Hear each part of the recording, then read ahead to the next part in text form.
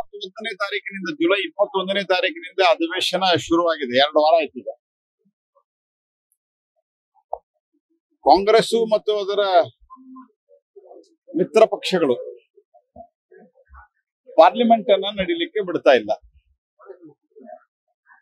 ನಾ ಕೇಳೋ ಪ್ರಶ್ನೆ, ನೀವೇನ್ ಹೇಳಿದ್ರಿ? ಆಪರೇಷನ್ ಸಿಂಧೂರ್ ಬಗ್ಗೆ ಚರ್ಚೆ ಆಗ್ಬೇಕಂತ ಹೇಳಿದ್ರಿ. ನಾವು ಮೊದಲನೇ ದಿವಸದಿಂದ ತಯಾರಿದ್ವಿ. ಮೊದಲನೇ ದಿವಸದಿಂದ 21 ಕೇಳಿದ್ವಿ, ನಾವು ಚರ್ಚೆ ಮಾಡ್ತೀರಾ ಮಾಡ್ರಿ ಅಂತ.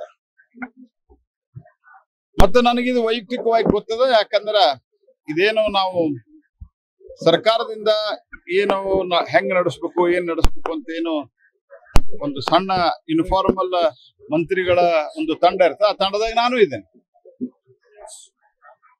ಹಾಗಾಗಿ ನಾವು 20ನೇ ತಾರೀಕು ಹೇಳಿದ್ವಿ, ಆಯ್ತು ಆಪರೇಷನ್ ಸಿಂಧೂರ ಓಕೆ ಅಂತ. 1 ವಾರ ನಡೆಸಲಿಲ್ಲ. ಆಮೇಲೆ ಸೋಮವಾರ ಬೆಳಿಗ್ಗೆ ಆಪರೇಷನ್ ಸಿಂಧೂರ್ ಮೇಲೆ ಚರ್ಚೆ ಅಂದ್ರೆ ಆಮೇಲೆ ಮಧ್ಯಾಹ್ನವರೆಗೆ ನಡೆಸಲಿಲ್ಲ. ಯಾವಾಗ ಜನ ಎಲ್ಲ ಮೀಡಿಯಾ ಸೋಷಿಯಲ್ ಮೀಡಿಯಾದಾಗ ಇವರ ಡಿಮಾಂಡ್ ಮಾಡಿದವರು, ಇವ್ರು ಯಾಕೆ ಒಪ್ತಾ ಇಲ್ಲ ಅಂತೇಳಿ ಚೀತು ಅಂತೇಳಿ ಉಗದಾಗ ಶುರು ಮಾಡಿದ್ರು. ಸೋಮವಾರ ಮಂಗಳವಾರ ನಡೆಸಿದ್ರು, ಆಪರೇಷನ್ ಸಿಂಧೂರ್ ಚರ್ಚೆ ನಡೆಸಿದ್ರು. ಪ್ರಧಾನ ಮಂತ್ರಿಗಳು ಕೊನೆಯದಾಗಿ ಮಾತಾಡಿದ್ರು. ಬುಧವಾರ ದಿವಸ ನಡೆಸಿದ್ರು. ಗುರುವಾರದಿಂದ ಮತ್ತೆ ಬಂದ್ ಮಾಡ್ಯಾರ.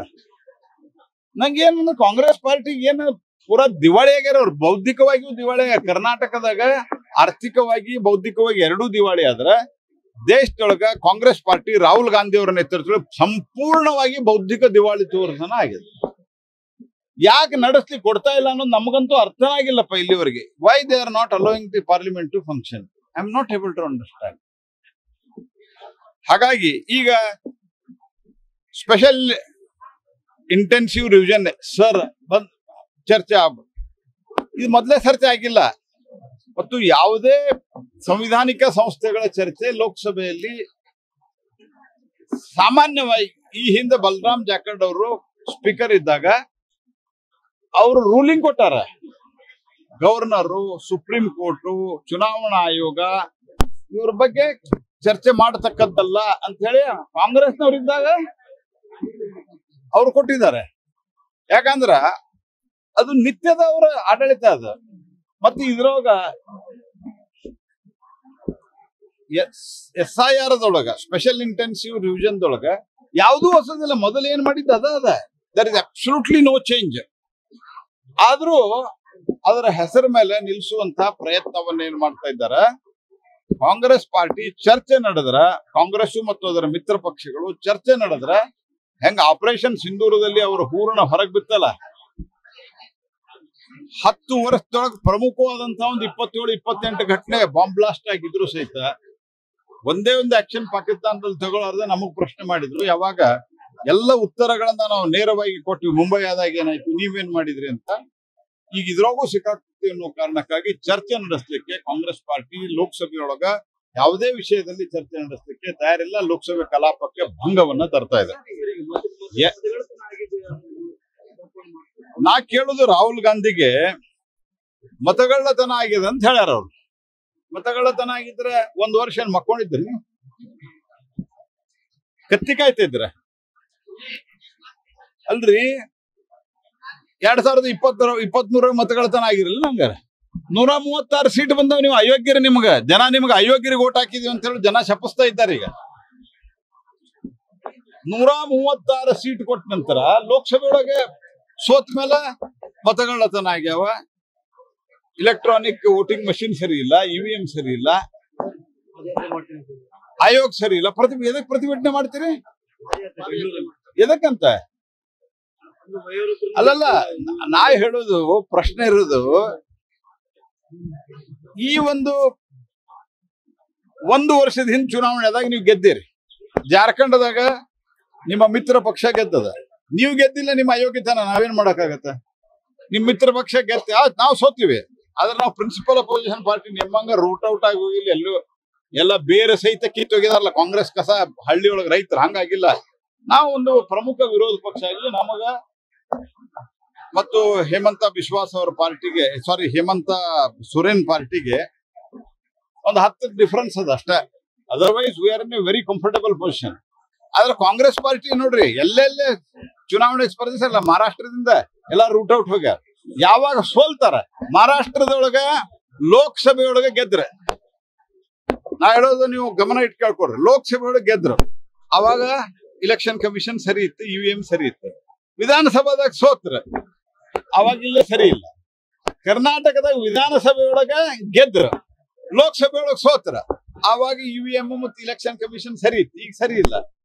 ನಿಮ್ಗೆ ಅಯೋಗ್ಯತನಕ್ಕೆ ಒಂದು ಮಿತಿ ಆದ್ರೂ ಇರ್ಬೇಕಲ್ಲ. ಕಂಪ್ಲೇಂಟ್ ಯಾಕೆ ಕೊಡ್ಲಿಲ್ಲ ನೀವು? ಪ್ರತಿ ಸರ್ತಿ ರಿವಿಷನ್ ಆಗ್ಬೇಕಾರ ಒಂದ್ ಇಲೆಕ್ಷನ್ ಪಿಟಿಷನ್ ಹಾಕಿರಿ. ಹಂಗಾರ ಇಲೆಕ್ಷನ್ ಆಗಿ ಡಿಕ್ಲೇರ್ ಆದ ನಂತರ ದೇಶದಾಗಿರೋ ಪದ್ಧತಿ ಏನು? ನೀವು ಇಲೆಕ್ಷನ್ ಪಿಟಿಷನ್ ಹಾಕ್ಬೇಕು. ಹಾಕಿರಿ ಒಂದರ ಹಾಕಿರಿ. ಕತ್ತಿ ಕಾಯ್ಲಿಕ್ಕೂ ಯೋಗ್ಯ ಇಲ್ಲ ಇವರು ಕಾಂಗ್ರೆಸ್ ಪಾರ್ಟಿಯವರು. ದೇಶವನ್ನ ಈ ರೀತಿಯಾಗಿ ಇಡೀ ಪಾರ್ಲಿಮೆಂಟ್ ಸ್ಟಾಲ್ ಮಾಡೋದು ಅಂದ್ರೆ ಜಗತ್ನಾಗ ಹೋಗಿ ಇವ್ರು ಹೇಳವ್ರ ಭಾರತದಾಗ ಪ್ರಜಾಪ್ರಭುತ್ವ ಇಲ್ಲ, ಜಗತ್ತಿನ ಅತಿ ದೊಡ್ಡ ಮತ್ತು ಬಲಿಷ್ಠ ಪ್ರಜಾಪ್ರಭುತ್ವ ಭಾರತದ ಜನರ ರಕ್ತದ ಕಣಕಣದಲ್ಲಿ ಪ್ರಜಾಪ್ರಭುತ್ವ ಅದ. ಇವ್ರು ಹೋಗಿ ಹೇಳವ್ರ ಇವ್ರು ಭಾರತದಾಗ ಪ್ರಜಾಪ್ರಭುತ್ವ ಇಲ್ಲ ಅಂತ. ನೀವು ಗೆದ್ದಾಗ ಪ್ರಜಾಪ್ರಭುತ್ವ. ನೀವು ಇಲೆಕ್ಷನ್ ಕಮಿಷನ್ ಹೆಂಗ ಅಪಾಯಿಂಟ್ಮೆಂಟ್ ಮಾಡ್ರಿ? ನೀವು ನಿಮ್ಮ ಒಬ್ರು ಗಿಲ್ ಅಂತಿದ್ರು, MS ಗಿಲ್ ಅಂತ, ಅವ್ರು ಚುನಾವಣಾ ಆಯೋಗಕ್ಕೆ ಮಾಡಿದ್ರ. ಚುನಾವಣಾ ಆಯೋಗ ಮುಗಿದ ನಂತರ ಅವ್ರನ್ನೇನ್ ಮಾಡಿದ್ರ? ರಾಜ್ಯಸಭಾ ಸದಸ್ಯ ಮಾಡಿ ಮಂತ್ರಿ ಮಾಡಿದ್ರು. ಅಂದ್ರ ಆ ಗಿಲ್ ಅನ್ನ ಅವ್ರದ್ದು ಮೈಂಡ್ ಸೆಟ್ ಕಾಂಗ್ರೆಸ್ ಇತ್ತು ಅನ್ನೋದು ಪ್ರೂವ್ ಆಗ್ತಿಲ್ಲ ಇದ್ರೊಳಗ. TN ಶೇಷನ್ ಹೆಸರು ದೊಡ್ಡದ, ಆದ್ರೆ TN ಶೇಷನ್ ಕಾಂಗ್ರೆಸ್ ಪಾರ್ಟಿಯ ಅಭ್ಯರ್ಥಿಯಾಗಿ ಲೋಕಸಭಾ ರಾಷ್ಟ್ರಪತಿ ಚುನಾವಣೆಗೆ ಸ್ಪರ್ಧೆ ಮಾಡಿದ್ರ ಇಲ್ಲ. ಒಬ್ರು ಗಿಲ್ ಅಂತಿದ್ರು, MS ಗಿಲ್ ಅಂತ, ಅವ್ರು ಚುನಾವಣಾ ಆಯೋಗಕ್ಕೆ ಮಾಡಿದ್ರ. ಚುನಾವಣಾ ಆಯೋಗ ಮುಗಿದ ನಂತರ ಅವ್ರನ್ನೇನ್ ಮಾಡಿದ್ರ? ರಾಜ್ಯಸಭಾ ಸದಸ್ಯ ಮಾಡಿ ಮಂತ್ರಿ ಮಾಡಿದ್ರು. ಅಂದ್ರ ಆ ಗಿಲ್ ಅನ್ನ ಅವ್ರದ್ದು ಮೈಂಡ್ ಸೆಟ್ ಕಾಂಗ್ರೆಸ್ ಇತ್ತು ಅನ್ನೋದು ಪ್ರೂವ್ ಆಗ್ತಿಲ್ಲ ಇದ್ರೊಳಗ. TN ಶೇಷನ್ ಹೆಸರು ದೊಡ್ಡದ, ಆದ್ರೆ TN ಶೇಷನ್ ಕಾಂಗ್ರೆಸ್ ಪಾರ್ಟಿಯ ಅಭ್ಯರ್ಥಿಯಾಗಿ ಲೋಕಸಭಾ ರಾಷ್ಟ್ರಪತಿ ಚುನಾವಣೆಗೆ ಸ್ಪರ್ಧೆ ಮಾಡಿದ್ರ ಇಲ್ಲ. ಆಮೇಲೆ ಅದ್ವಾನಿ ಅವ್ರ ವಿರುದ್ಧ ಸ್ಪರ್ಧೆ ಮಾಡಿದ್ರು ಅವ್ರು, TN ಶೇಷನ್ ಅವರು. ಆನಂತರ ರಾಜೀವ್ ಗಾಂಧಿ ತೀರ್ಕೊಂಡಾಗ, ಹತ್ಯೆ ಆದಾಗ ನಿಮ್ ಇಲೆಕ್ಷನ್ ಕಮಿಷನ್ ಹೆಂಗ್ ಉಪಯೋಗ ಮಾಡಿದ್ರು? ಇಡೀ ದೇಶದಾಗ ಎಲ್ಲಾ ಲೋಕಸಭಾ ಚುನಾವಣೆನ ಬಂದ್ ಮಾಡಿಬಿಟ್ರು. ಯಾಕೆ? ಒಂದ್ ಕ್ಷೇತ್ರಕ್ಕೆ 2 ಕ್ಷೇತ್ರ ಬಾಳದ್ರ ಅಕ್ಕ ಅಲ್ಲಿದೊಂದ್ರ ಬಾಜು ಒಂದ ಕ್ಷೇತ್ರನ ಮಾಡ್ಬೇಕು. ಕಾನೂನು ಪ್ರಕಾರ ಯಾವ ಕಾನೂನ್ ಮೇಲೆ ಮಾಡಿದ್ರಿ ನೀವು? ಸತತವಾಗಿ ಇಲೆಕ್ಷನ್ ಕಮಿಷನ್ ಅನ್ನ ದುರುಪಯೋಗ ಮಾಡ್ಕೊಂಡು ಒಬ್ರು ಇಂದಿರಾ ಗಾಂಧಿ, ನೆಹರು, ರಾಜೀವ್ ಗಾಂಧಿ ಇವರ ಅಪಾಯಿಂಟ್ಮೆಂಟ್ ಮಾಡ್ತಿದ್ರು. ನನಗೆ ಇವ ಬೇಕು, ಅವ ಬೇಕು, ಅವನ ಅಪಾಯಿಂಟ್ಮೆಂಟ್ ಮಾಡ್ತಾ ಇದ್ರು. ಈಗ ನಮಗ್ ಹೇಳ್ತಾರಮ್ಮ, ಇದಕ್ಕೊಂದು ಕಮಿಟಿ ಅದ, ಕಾನೂನು ಅದ, ನಮಗ್ ಹೇಳ್ತಾರೆ ಇಲೆಕ್ಷನ್ ಕಮಿಷನ್ ಬಹಳ ಅತ್ಯಂತ ಒಳ್ಳೆ ಕೆಲಸವನ್ನ. ಮತ್ತು ಅಟೋಮ್ ಬಾಂಬ್ ಆ ಹಿಂದೆ ಹೇಳಿದ್ರಲ್ಲ, ನಾ ಬಂದು 15 ನಿಮಿಷ ಲೋಕಸಭೆ ಒಳಗೆ ಮಾತಾಡಿದ್ರೆ ಭೂಕಂಪ ಆಗ್ತದೆ. ಅವ್ರು ಮಾತಾಡಿದ್ದಕ್ಕಂತೂ ಭೂಕಂಪ ಆಗಿಲ್ಲ, ದೇವರ ದಯೆ ಅದ. ಇಲ್ಲಿವರೆಗೆ ಭೂಕಂಪ ಆಗಿಲ್ಲ ನಮ್ಮ ದೇಶದಾಗ. ಬೇರೆ ಜಗತ್ನಾಗ ಬೇರೆ ಕಡೆ ಆಗ್ಯದ. ಅವ್ರು ಆದವರು ಮತ್ತು ಅಲ್ಲಿ ತೀರಿ ಹೋದವ್ರ ಬಗ್ಗೆ ನನ್ಗೆ ಸಂತಾಪ ಅದ. ಆದ್ರ ರಾಹುಲ್ ಗಾಂಧಿ ಮಾತಾಡಿದಾಗ ಏನಾಗ್ಲಿಲ್ಲ, ಯಾಕಂದ್ರೆ ಏನಿರ್ಲಿಲ್ಲ. ಹಂಗೂ ಈಗ ಅಟೋಮ್ ಬಾಂಬ್ ಅಂತ ಹೇಳ್ಯಾರಿ ರಾಹುಲ್ ಗಾಂಧಿ. ಒಂದು ಮೂರ್ಖತನಕರೆ ಮಿತಿ ಇರ್ಬೇಕ್ರಿ, ಕನಿಷ್ಠ ಮೂರ್ಖತನ ಎಕ್ಸಿಬಿಟ್ ಮಾಡಬಾರದು. ಅಟೋಮ್ ಬಾಂಬ್ ಹಾಕ್ತಾರಂತ ಇಲ್ಲಿ ತನಕ ಹಾಕೇ ಇಲ್ಲ. ಭೂಕಂಪನೂ ಆಗಿಲ್ಲ, ಅಟೋಮ್ ಬಾಂಬ್ ಹಾಕಿಲ್ಲ. ಈ ರೀತಿ ತೀವ್ರವಾದಂತಹ ಒಂದು ಮೂರ್ಖತನವನ್ನ ಪ್ರದರ್ಶನ ಮಾಡೋದನ್ನ ಕಾಂಗ್ರೆಸ್ ಪಾರ್ಟಿ ಬಂದ್ ಮಾಡಬೇಕು.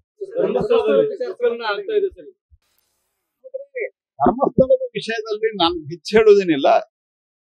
ಆರೋಪಗಳು ಬಂತು, ರಾಜ್ಯ ಸರ್ಕಾರ ಒಂದು SIT ಮಾಡಿದೆ, ಅವರು ಉತ್ಖನನ ಮಾಡ್ತಾ ಇದ್ರು. ಉತ್ಖನನ ಮಾಡ್ಲಿ, ಯಾವುದೇ ರೀತಿಯಾದಂತ ಧರ್ಮಸ್ಥಳ ನಮ್ಮ ದೇಶದ, ನಮ್ಮ ರಾಜ್ಯದ, ಅದರಲ್ಲೂ ನಮ್ಮ ದೇಶದ್ದು ಸಹಿತವಾಗಿ ಒಂದು ಬಹುಜನರ ಒಂದು ಶ್ರದ್ಧಾ ಕೇಂದ್ರ ಅದು. ನಿಮ್ಮ ಆರೋಪ ಇದೆ ಅಲ್ಲ, ರಾಜ್ಯ ಸರ್ಕಾರ ಈಗ ಒಂದು SIT ಮಾಡಿದೆ. SIT ಬರೋಕ್ಕಿಂತ ಮೊದಲ ಆರೋಪಗಳು ಪ್ರತ್ಯಾರೋಪಗಳು ಮಾಡೋ ಪರಿಣಾಮ ಹೊರಗೆ ಬರಲಿಲ್ಲ. ಅಲ್ಲೇ ಏನಾದ್ರೂ ಸಿಕ್ಕರ ಅದರದ್ದು ಫೊರೆನ್ಸಿಕ್ ಟೆಸ್ಟ್ ಆಗ್ಲಿ, ಅದಾದ ನಂತರ ಸಾಕ್ಷಿಗಳು ಹೊರಗೆ ಬರಲಿ. ಅದಕ್ಕಿಂತ ಮೊದಲನ ಯಾರನ್ನೂ ಆರೋಪಿ ಸ್ಥಾನದಲ್ಲಿ ನಿಲ್ಲಿಸುವಂತ ಪ್ರಯತ್ನವನ್ನು ಮಾಡೋದು ಸರಿಯಲ್ಲ. ನೋಡ್ರಿ, ನಾನು ಇದರ ಬಗ್ಗೆ ಆಲ್ರೆಡಿ ನಮ್ಮ ಇವರು ಸ್ಟೇಟ್ಮೆಂಟ್ ಅನ್ನ ಲೋಕಸಭೆಯೊಳಗೆ ಕೊಟ್ಟಾರ, ಪಿಯೂಷ್ ಗೋಯಲ್ ಅವರು. ಭಾರತ ಅವ್ರೇನ್ ಹೇಳಿದ್ದಾರೆ, ನಮ್ಮ ಇಂಟ್ರೆಸ್ಟ್ ಅನ್ನ ಕಾಪಾಡುವಂಥದ್ದು ಮೂಲಭೂತವಾದಂತಹ ಕೆಲಸ. ನಮ್ಮ ರೈತರು, ನಮ್ಮ ಕೃಷಿಕರು, ನಮ್ಮ ಸ್ಥಳೀಯ ಉದ್ಯಮಗಳು, ಅದಕ್ಕೆ ಭಾರತ ಬದ್ಧ. ನ್ಯೂಸ್ ಫಸ್ಟ್ ನಿರ್ಭೀತಿಯಿಂದ ನಿಮ್ಮ ಪರವಾಗಿ.